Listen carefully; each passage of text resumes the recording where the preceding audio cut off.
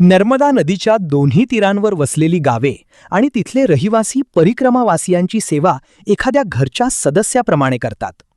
अन्न आणि निवारा. अनेक गरीब गावकरी स्वतःच्या घरात परिक्रमावासियांना जागा देतात.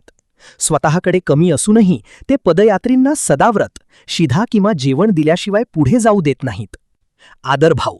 या भागात नर्मदेहर म्हणत परिक्रमावासियांच्या पाया पडण्याची परंपरा आहे. ही सेवा केवळ शारीरिक नसून ती मानसिक आणि भावनिक आदराची प्रचिती देते. मार्गदर्शन. जंगलातील रस्ते, हिंस्त्र श्वापदांपासून संरक्षण आणि प्रवासातील धोके याबद्दल स्थानिक लोक पदयात्रींना मोफत मार्गदर्शन करून त्यांचा प्रवास सुकर करतात. व्यावहारिक उदाहरण 1. स्थानिकांची निरपेक्ष वृत्ती. परिक्रमेच्या वाटेवर अनेकदा अशी दृश्ये दिसतात की एखाद्या अत्यंत गरीब झोपडीबाहेर एक वृद्ध महिला उभी असते. तिच्या घरात कदाचित 2 वेळेच्या जेवणाचीही भांत असते, पण ती वाटेवरून जाणाऱ्या परिक्रमावासियांना थांबवून मैया थोडी छास पिऊन जा किंवा 2 केळी तरी घेऊन जा अशी विनवणी करते. स्वतः भुकेले राहून दुसऱ्याला तृप्त करण्यात त्यांना मिळणारा आनंद हा व्यवहाराच्या पलीकडचा असतो. शहरातल्या भाविकांची आश्रमातील सेवा. आजकाल अनेक शहरी नागरिक आपल्या धावपळीच्या जीवनातून वेळ काढून नर्मदा किनारी येतात. तेथील आश्रमांमध्ये राहून ते जी सेवा करतात ती वाखाणण्याजोगी असते. शारीरिक श्रम. शहरात उच्च पदावर काम करणारे लोक आश्रमात आल्यावर स्वतःचा हुद्दा विसरून भांडी घासणे, केर काढणे आणि परिक्रमावासियांची पादसेवा करणे अशी कामे आनंदाने करतात. वैद्यकीय सेवा. अनेक डॉक्टर आणि आरोग्यसेवक नर्मदा किनारी जाऊन तात्पुरती शिबिरे लावतात. हजारो किलोमीटर चालल्यामुळे पदयात्रींच्या पायाला पडलेले फोड साफ करणे, त्यांना मलम लावणे ही सेवा खऱ्या अर्थाने ईश्वर सेवा ठरते. आर्थिक आणि तांत्रिक पाठबळ. अनेक जण आश्रमांना धान्य, सौर दिवे, जलशुद्धीकरण यंत्रे किंवा पावसाळ्यात लागणारे ताडपत्री आणि रेनकोट पुरवून आपली सेवा रुजू करतात. अहंकाराचे विसर्जन.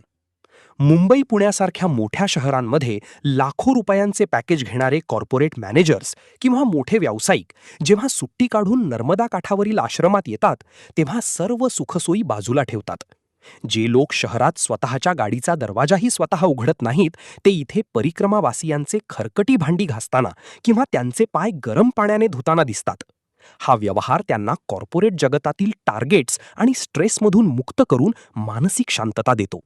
सेवेचे स्वरूप. अपेक्षा की कर्तव्य. परिक्रमेत सेवा करताना एक महत्त्वाचा बोध मिळतो. दान हे नेहमी निरपेक्ष असावे. जेव्हा आपण एखादी मदत करतो तेव्हा मी कोणावर तरी उपकार करत आहे हा भाव मनात येणे म्हणजे अहंकाराचा प्रवेश होय. कर्तव्य भावना. नर्मदा किनारी राहणारे लोक सेवेला आपले कर्तव्य मानतात. प्रसिद्धीचा त्याग. खऱ्या सेवाधर्मात प्रसिद्धीची किंवा धन्यवाद ऐकण्याची अपेक्षा नसते.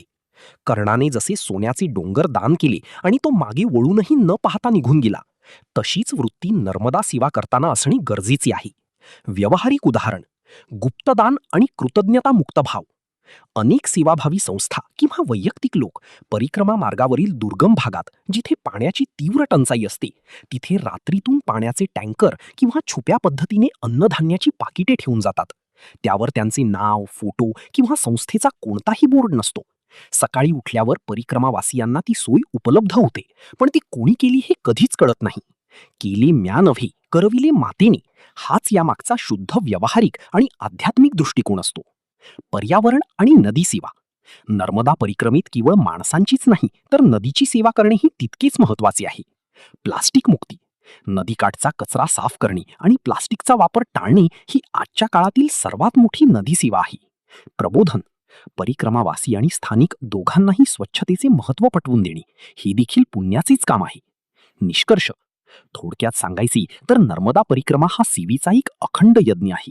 मग तो शहरातील मोठा डॉक्टर, इंजिनियर असो वा किनारी राहणारा गरीब शेतकरी, प्रत्येक जण आपल्या परीने या यज्ञात समिधा अर्पण करत असतो. जेव्हा ही सेवा कोणत्याही अपेक्षेशिवाय, सोशल मीडियावर फोटो टाकण्याच्या मोहाशिवाय केवळ नर्मदा मैयाची इच्छा म्हणून केली जाते तेव्हाच त्यातून खऱ्या पुण्याची आणि आत्मिक आनंदाची प्राप्ती होते. नर्मदेहर.